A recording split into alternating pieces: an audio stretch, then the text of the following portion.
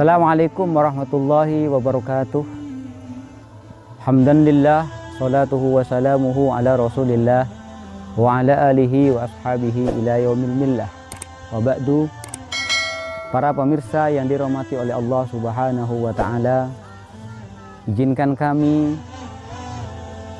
menyampaikan doa mudah-mudahan puasa kita hari ini, kemarin dan selanjutnya diterima oleh Allah Subhanahu wa ta'ala, sehingga kita bisa mencapai ridhonya dan mendapatkan syafaat Nabi besar Muhammad sallallahu alaihi wasallam.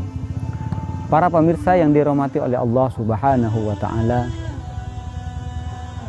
sebenarnya ada hubungan yang sangat erat sekali antara manusia dengan lingkungannya, manusia dengan tumbuh-tumbuhan, manusia dengan hewan, manusia dengan air. Hubungan yang erat ini dikenal dengan istilah ekologi, yaitu ilmu yang mengajarkan bagaimana terjadinya interaksi yang sangat kuat antara manusia dengan lingkungannya. Pertanyaan selanjutnya adalah, apakah Islam mengajarkan hal-hal seperti ini? Untuk menjawab pertanyaan itu, saya akan memberikan contoh bahwa sebenarnya di dalam Islam atau yang kita kenal dengan fikih ekologi ataupun ekosofistik, ada beberapa contoh yang sangat dasar sekali. Semisal begini, dalam berwudu, seseorang tidak diperkenankan menggunakan air melebihi dari kecukupannya. Semisal begini, kalau kita berwudu, membasuh tangan semisal, kalau sudah dianggap rata, maka kita dimakruhkan untuk membasuh berikutnya. Membasuh muka juga begitu. Kalau sudah membasuh muka sudah dianggap rata, sudah dianggap menyeluruh, kemudian kita masih mengambil air lagi untuk membasuh muka, maka itu dikatakan mubadzir, maka itu dikatakan makruh. Ini contoh yang pertama. Bagaimana Islam sangat menyayangi penggunaan air yang tidak pada semestinya. Contoh yang kedua, dalam beberapa literatur sejarah Islam, Tarikhul Islam, dikatakan ketika Nabi Muhammad SAW memerintahkan atau berpesan kepada para pasukannya ketika mau berangkat perang, apa yang dipesankan? Pertama, jangan engkau rusak tempat ibadah walaupun itu tempat ibadahnya orang kafir. Yang kedua, jangan engkau bunuh para perempuan dan anak-anak kecil. Yang ketiga, ini yang menarik, jangan engkau rusak pepohonan, jangan engkau rusak tumbuh-tumbuhan, jangan engkau rusak tanam-tanaman. Maksudnya apa?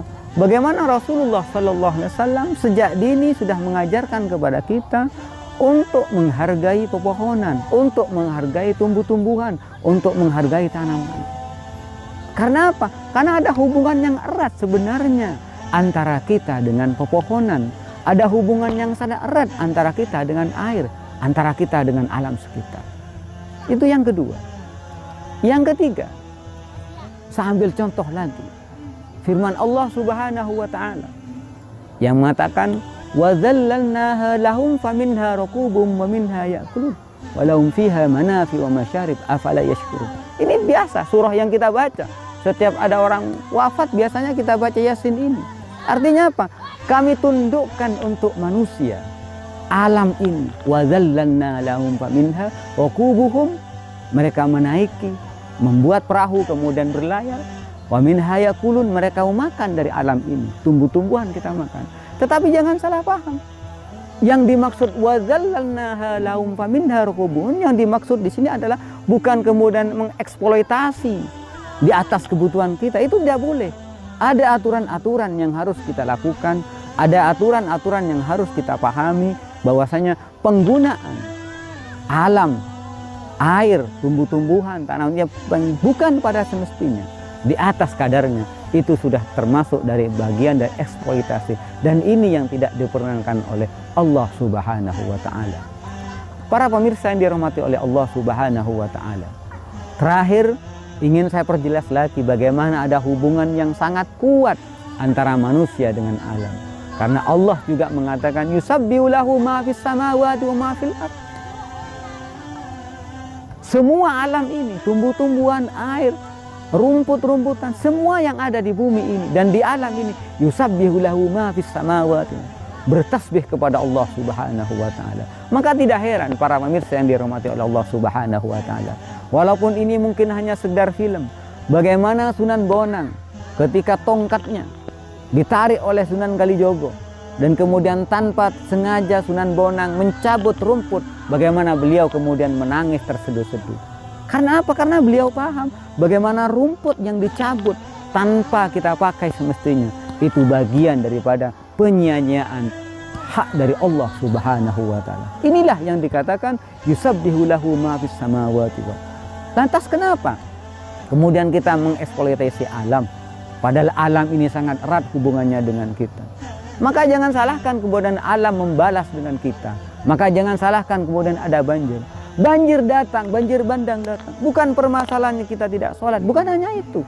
Tetapi kita tidak mencoba untuk menyayangi alam dengan semestinya. Saya yakin alam banjir yang terjadi di sekitar kita, saya yakin, hakul yakin, bukan persoalan mereka tidak sholat. Banyak di antara mereka yang ahli sholat, ahli ibadah. Tapi kenapa banjir kemudian tetap datang? Salah satu sebabnya adalah karena hutan sudah digundul, karena gunung pepohonannya sudah ditebang tanpa aturan yang semestinya kita lakukan. Maka alam pun membalas kepada kita. Dan ingat, ketika alam sudah membalas, maka tidak ada satu orang pun yang mampu menahannya. Apa? Banjir datang. Dan ketika banjir datang, wallahu a'lam, maka semua menjadi ludes.